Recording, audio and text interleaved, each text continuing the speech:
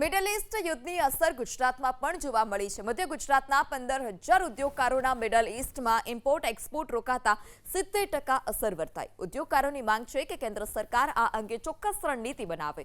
Vadodara Chamber of Commerce and ઇન્ડસ્ટ્રીઝના ઉદ્યોગકારોના મતે મિડલ ઈસ્ટથી આવતું રો મટીરિયલ અટકી જતા પ્રોડક્શન હાલ અત્યારે નથી થઈ શકતું.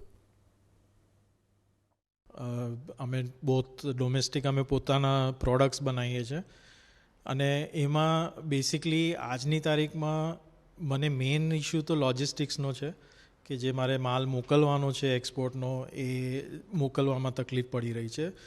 આમાં જે અમને મિડલ ઈસ્ટના બધા ઓર્ડર હતા એ બધા હોલ્ડ પર આવી ગયા છે. જે યુએસ અને યુરોપના ઓર્ડર હતા એ પણ એ લોકોનું કામ મેઇન મિડલ ઈસ્ટમાં હતું એ બધું હવે હોલ્ડ પર છે. એટલે બધા ઓર્ડર જે હતા પણ એ પણ થોડું બધાએ પોસ્ટપોન કરી દીધા છે કે ભાઈ હમણાં અમને માલ જોઈતો નથી. એટલે મારું જે વર્કિંગ કેપિટલ છે એ બધું ચોકઅપ થઈ ગયું છે. સૌથી પહેલાં કાચા માલની વાત કરીએ તો રો મટીરિયલમાં અચાનક જ ઉછાળો આવ્યો છે, જે ખરેખર તો એને આમ જોવા જઈએ ને તો યુદ્ધ સાથે કોઈ લેવા દેવા નથી, પણ આગળથી ઘણું બધું મટીરિયલ શોર્ટેજ થવાનું છે માટે અત્યારે એક ઉછાળો આવી ગયો છે. અમે ડાયરેક્ટ એક્સપોર્ટમાં ઇન્વોલ્વ નથી, પણ સાથે સાથે જે એક્સપોર્ટર્સ છે એને અમે આપતા હોઈએ તો ત્યાંય બધે હોલ્ડ પર એટલે છે કે આગળથી પૈસા નથી આવતા.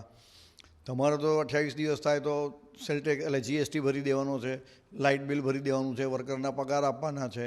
સામે રો મટીરિયલની વેલ્યુ વધી ગઈ તો મારું જે પ્રોવિઝન હતું કે ભાઈ હું મહિને 8 લાખ રૂપિયાનું મારે રો મટીરિયલ ખરીદવાનું છે, સીધું 12 લાખ રૂપિયા થઈ ગયા. તો આ 4 લાખ રૂપિયા લાવવા ક્યાંથી? કારણ કે પૈસા તો આવતા જ નથી અત્યારે. એમાં આ 4 લાખ મારે વધારે આપવાના છે તો કેવી રીતે આપીશ? આ દરેક નાના ઉદ્યોગકારનો પ્રશ્ન છે, એકલા એક જણનો નથી.